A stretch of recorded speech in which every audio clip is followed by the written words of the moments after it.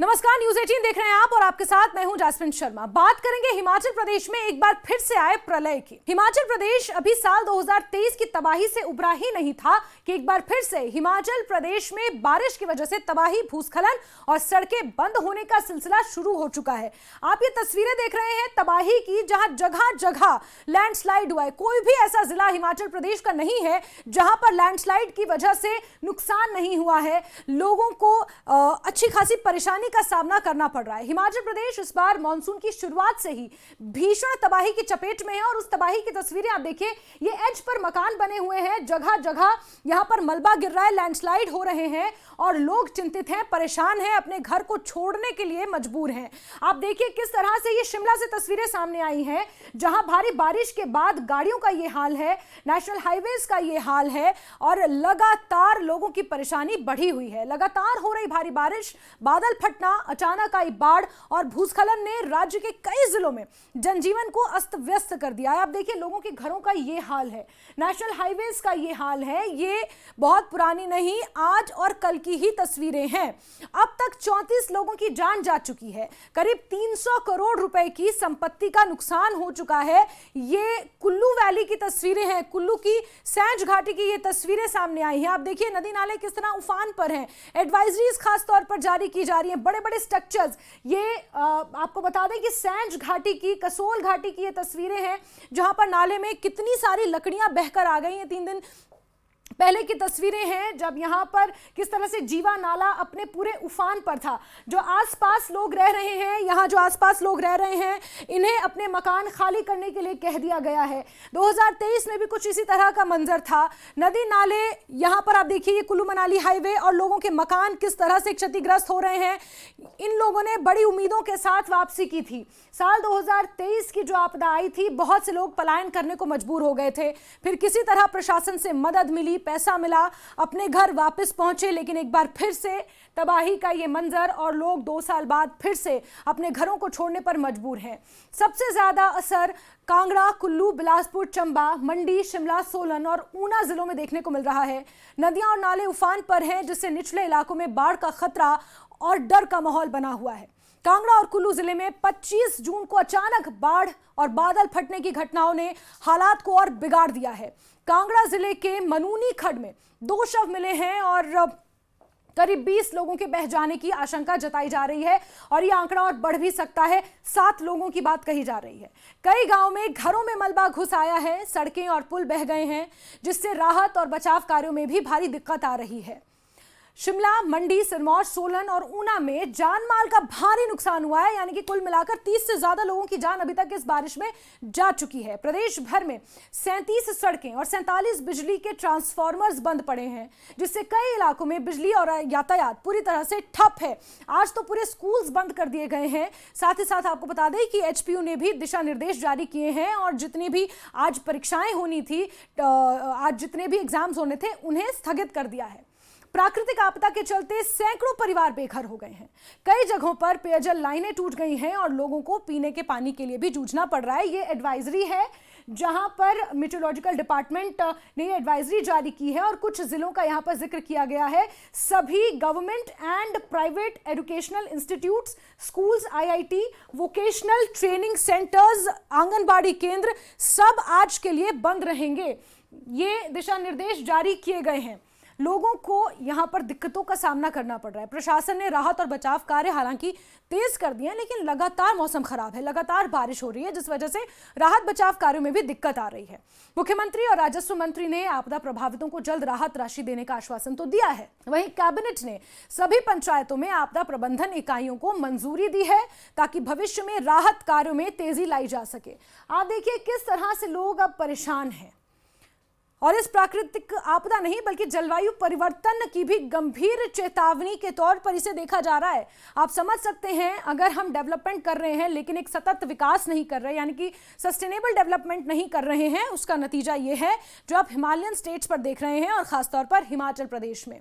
लगातार बदलते मौसम, असामान्य बारिश और बर्फबारी अब प्रदेश के लिए नई चुनौती बनती जा रही है। पहाड़ी राज्य भी भौगोलिक स्थिति, विकास कार्यों की अनदेखी और आपदा प्रबंधन की सीमाएं भी इस संकट को और गहरा कर रही हैं। ऐसे में हिमाचल की पूरी कहानी सिर्फ आंकड़ों तक सीमित नहीं, बल्कि हजारों प्रभावित परिवारों की पीड़ा, उजड़े घरों और टूटी उम्मीदों की कहानी है, जो आप इन तस्वीरों के जरिए समझ सकते हैं। हर मॉनसून में यही कहानी दोहराई जाती है। देखिए लोग किस तरह तरपाल डालते हैं। अभी मॉनसून हिमाचल प्रदेश में सिर्फ शुरू हुआ है। शिमला में लगातार भारी बारिश के चलते रविवार रात से शहर के कई हिस्सों में भूस्खलन की घटनाएं सामने आई हैं। आप देखिए किस तरह से बाहर यूनिवर्सिटी का ये कैंटीन है जो ऊपर से भरभरा कर गिर गया। ये संडे था, इस वजह से शायद कोई जानी नुकसान नहीं हो पाया, लेकिन अदरवाइज अगर बच्चे होते आसपास कैंपस में, स्टूडेंट्स होते, तो यहाँ पर जानी नुकसान भी हो सकता था। नगर निगम क्षेत्र के 12 से अधिक वार्डों में भूस्खलन हुआ है, जिससे कई भवनों को खतरा और कई गाड़ियों को नुकसान पहुंचा है। सबसे ज्यादा नुकसान संजौली वार्ड के बोथवेल इलाके में हुआ है, जहां एक मकान में मलबा घुस गया और मां बेटी घर में ही फंस गई। प्रशासन ने रेस्क्यू ऑपरेशन चलाकर उन्हें किसी तरह बाहर निकाला। वहीं बहारा विश्वविद्यालय की कैंटीन के साथ बना एक टीन का शेड भी भूस्खलन के चलते नेशनल हाईवे 5 पर गिर गया, जिसकी तस्वीर इससे पहले आप देख रहे थे। प्रशासन ने पहले ही इन क्षेत्र को खाली करवा दिया है, जिससे किसी तरह की जनहानि फिलहाल नहीं हुई है, जो गनीमत है। इसके अलावा पंथा घाटी, भट्टा कुफर, चमियाना रोड, कृष्णा नगर, पट्योग, बीसीएस, भराड़ी सड़क, चक्कर क्रॉसिंग, राजधानी शिमला के आप किसी भी इलाके का नाम लीजिए, वहां पर भूस्खलन हुआ है। इसके अलावा हिमाचल प्रदेश में लगातार बारिश का सिलसिला जारी है। आज के लिए अगर बात करें तो सिरमौर, सोलन, कांगड़ा, मंडी, वहां के लिए भी रेड अलर्ट जारी कर दिया गया है। बीती रात से ही लगातार मूसलाधार बारिश हो रही है। मौसम विभाग ने शिमला सहित हिमाचल के 10 जिलों में रेड अलर्ट जारी किया है। शिमला कालका रेल लाइन बंद हो चुकी है, कई जगहों पर ट्रैफिक जाम है, पेड़ गिरने और बाढ़ का खतरा बना हुआ है। प्रशासन लोगों से लगातार अपील कर रहा है। लोगों से अपील ये की जा रही है कि नदी नालों के पास ना जाएं, खासतौर पर टूरिस्टों से। पहाड़ी इलाकों में सतर्क रहें और अनावश्यक यात्रा करने से बचें। नेता प्रतिपक्ष जयराम ठाकुर का भी ये ट्वीट सामने आया है। नगर निगम और लोक निर्माण विभाग ने नुकसान का जायजा लेना शुरू कर दिया और सबसे ज्यादा नुकसान लोक निर्माण विभाग को ही हुआ है। प्रभावित क्षेत्रों में राहत कार्य लगातार जारी है, लेकिन दिक्कत आ रही है क्योंकि बारिश हो रही है। हमीरपुर के सुजानपुर संधोल मार्ग पर लैंडस्लाइड हुआ है। नालों और खड्डों का जलस्तर बढ़ गया है। सड़क पर जगह जगह पत्थर गिरे हैं, वाहन और यात्री फंसे हैं। मंडी शहर के विश्वकर्मा चौक पर स्थित पहाड़ी पर एक बार फिर से भूस्खलन का खतरा मंडरा रहा है। लोक निर्माण विभाग ने इस पहाड़ी को सुरक्षित करने के लिए लगभग 1 करोड़ 66 लाख रुपए खर्च किए थे।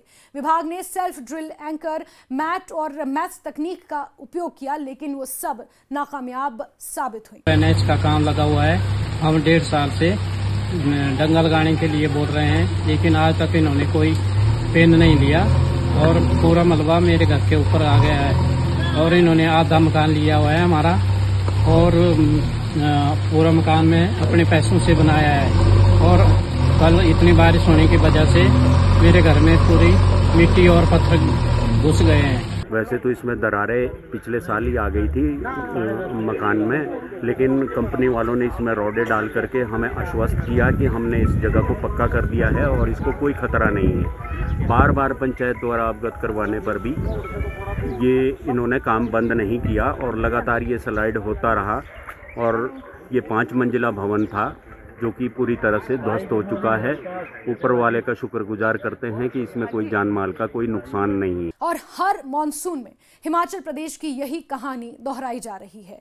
इसके पीछे विकास भी कारण हो सकता है जो सतत तरीके से नहीं किया गया, यानी कि सस्टेनेबल तरीके से नहीं किया गया, और कहीं ना कहीं लोग खुद भी जिम्मेदार हैं। और क्या इसके पीछे कारण है? जलवायु परिवर्तन है, कई और ऐसे फैक्टर्स हैं जो मिला जुलाकर हिमाचल प्रदेश को इस आपदा में हर बार झोंक देते हैं। और यही कारण है कि इस बार फिर से हिमाचल प्रदेश में पहली मॉनसून की बारिश में ही हिमाचल प्रदेश का ये हाल है जो इन तस्वीरों में आप देख सकते हैं। और शायद और ज़्यादा तकलीफ उन लोगों के लिए है जो लोग इस आपदा का सामना कर रहे हैं। हम और आप टीवी पर बैठकर ये तस्वीरें ज़रूर देखते हैं, लेकिन जो लोग इस आपदा में फंसे हुए हैं, जो लोग इस आपदा का सामना प्रत्यक्ष रूप से कर रहे हैं, उन लोगों का दर्द शायद हम और आप नहीं समझ सकते।